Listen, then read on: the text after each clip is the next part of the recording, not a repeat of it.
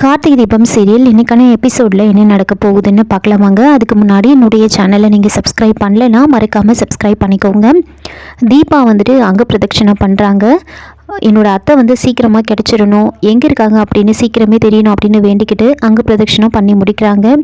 இன்னொரு பக்கம் அபிராமி வந்துட்டு கோவில் வெளியில் கடையில் எதையோ வாங்கிட்டு இருப்பாங்க.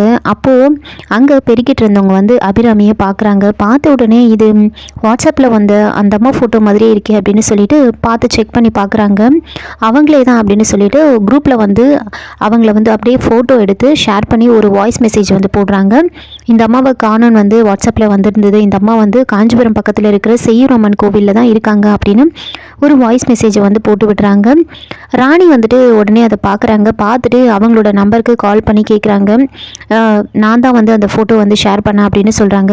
அவங்க எங்கே இருக்காங்க அப்படின்னு கேட்க காஞ்சிபுரம் பக்கத்தில் இருக்கிற செய்யூர் அம்மன் கோவில்னு சொன்ன உடனே வந்துட்டு ராணி என்ன பண்ணுறாங்கன்னா, இப்போ நம்ம கார்த்திக் சருக்கு இந்த விஷயத்த சொல்லணும், நம்மக்கிட்ட வந்து நம்பர் கிடையாது, சரி ஆஃபீஸ்க்கு கால் பண்ணி நாம் அவரோட நம்பரை வாங்குவோம் அப்படின்னு சொல்லி ராணி கார்த்திக்கோட நம்பரை வாங்கி கார்த்திக்கு கால் பண்ணி விஷயத்தை வந்து சொல்கிறாங்க. இந்த மாதிரி உங்கள் அம்மா வந்து கிடச்சிட்டாங்க, காஞ்சிபுரம் பக்கத்தில் இருக்கிற செய்யூர் அம்மன் கோவில்னு சொன்ன உடனே இந்த கோவிலில் தாங்க நான் ரொம்ப யோசிச்சுக்கிட்டே இருந்தேன், என் ஞாபகமே வரல எனக்கு, சரிங்க நான் உடனே போய் பார்க்குறேன் அப்படின்னு கார்த்திக் ரொம்ப வேகமாக போகிறாரு. கீழே போயிட்டு அவங்க அப்பா கிட்டேயும் அருண்கிட்டேயும் வந்து அம்மா இருக்கிற இடம் தெரிஞ்சிடுச்சுப்பா அப்படின்னு சொல்லிட்டு திரும்பி பார்க்குறாரு.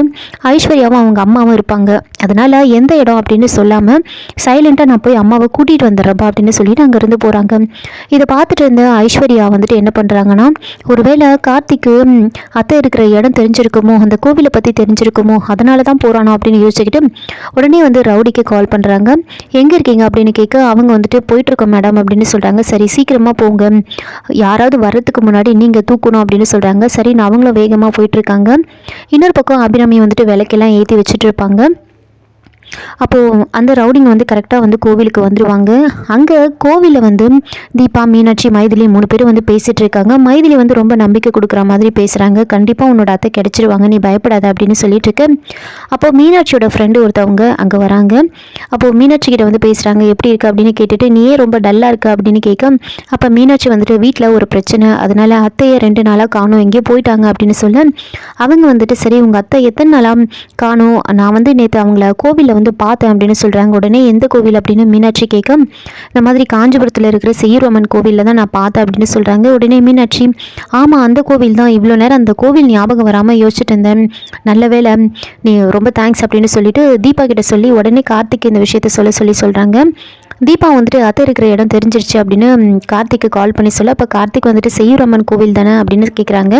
ஆமாம் அதே கோவில் தான் அப்படின்னு சொல்லி நான் அங்கே தான் போயிட்டுருக்கேன் அப்படின்னு சொல்கிறாங்க. சரின்னு தீபா என்ன பண்ணுறாங்கன்னா, சரி நாமளும் வந்து அத்தை இருக்கிற கோவிலுக்கு வந்து போவோம் அப்படின்னு சொல்ல, மீனாட்சி எதுக்கு நாம், அதான் கார்த்திக் போகிறார்ல அப்படின்னு சொல்ல, இல்லை அத்தை இருக்கிற இடம் தெரிஞ்சிருச்சு, அதனால் நாமளும் போவோம், போகாமல் இருந்தால் எப்படி அது அப்படின்னு சொல்லி எல்லாம் அவங்க 3 பேரும் வந்து ஆட்டோவில் போயிட்டுருக்காங்க அந்த கோவிலுக்கு. கார்த்திக் ஒரு பக்கம் போயிட்டுருக்காங்க. அந்த ரவுடிங்க இவங்க எல்லாருக்கும் முன்னாடியும் அங்கே போயிட்டுருப்பாங்க. அப்போ உள்ளே போயிட்டு அபிராமியோட ஃபோட்டோ வச்சுட்டு தேடிட்டுருக்காங்க. அபிராமி ஒரு பக்கம் வந்து ஐயர் வந்துட்டு அபிராமி கிட்ட குப்பையை கொட்டிட்டு வர சொல்லியிருப்பாங்க. கரெக்டாக அவங்க வெளியில் போகிறதுக்கும் இவங்க வேறு பக்கமாக உள்ள நுழையத்துக்கும் சரியாக இருக்கும். வெளியில் போயிட்டு குப்பையை கொட்டிட்டு வரத்துக்குள்ளே இவங்க சுற்றி எல்லா இடத்துலையும் தேடிட்டு, எங்கே இந்த அம்மா இந்த கோவிலில் தான் இருப்பாங்கன்னு சொன்னாங்க, எங்கேயுமே காணுமே அப்படின்னு தேடிட்டுருக்காங்க. அபிராமி திரும்பவும் உள்ளே வராங்க. திரும்பவும் வந்துட்டு தண்ணி எடுத்துகிட்டு வர சொல்லி ஐயர் வந்து சொல்லியிருப்பார். அதனால் அபிராமி அவங்கள கிராஸ் பண்ணி தான் போவாங்க. ஆனால் அந்த ரவுடிங்கெலாம் திரும்பி நின்றுட்டு இருக்கிறதுனால அவங்கள பார்க்க மாட்டாங்க. கொஞ்சம் நேரம் பொறுத்து தண்ணி எடுத்துகிட்டு திரும்ப வரும்போது கரெக்டாக அந்த ரவுடிங்க பார்த்துடுறாங்க. பார்த்த உடனே கிடைச்சிட்டாங்க அப்படின்னு ரொம்ப சந்தோஷமாக இருக்காங்க. அப்போ ஐயர்கிட்ட போயிட்டு தண்ணி கொடுத்துட்டு நின்றுட்டுருக்காங்க. கொஞ்சம் எல்லாருக்கும் வந்து விபூதி கொடுக்கணும், அதை மடித்து கொடுங்க அப்படின்னு சொல்ல அபிராமி வந்துட்டு விபூதி எடுத்து வச்சு மடிச்சிட்டு இருக்காங்க. அந்த சமயம் பார்த்து கரெக்டாக யாரும் இல்லாத நேரமாக பார்த்து துணியில் வந்து மயக்க மருந்து வந்து அடிச்சுட்டு கரெக்டாக வந்து அபிராமி பின்னாடி வந்து நின்றுட்டுருக்காங்க. அவங்க முகத்தை வந்து அப்படியே துணி எடுத்து அவங்க முகத்தில் வச்சு அப்படியே கொஞ்சம் நேரத்துலேயே வந்து அபிராமி வந்து மயங்கிடுவாங்க. மயங்கின உடனே ஒரு இடத்துல போயிட்டு பிடிச்சி துணியை போட்டு மூடிட்டுருக்காங்க. அந்த ரவுடி வந்துட்டு இப்படியே இருங்க, நான் வந்து யாராவது வராங்களான்னு பார்த்துட்டு வந்துட்டேன் அப்படின்னு அவங்க ஒரு பக்கம் வந்துட்டுருக்காங்க. அப்போ கரெக்டாக தீபா, மீனாட்சி, மைதிலின்னு எல்லாரும் கோவிலுக்குள்ளே வந்து தேடிட்டுருப்பாங்க.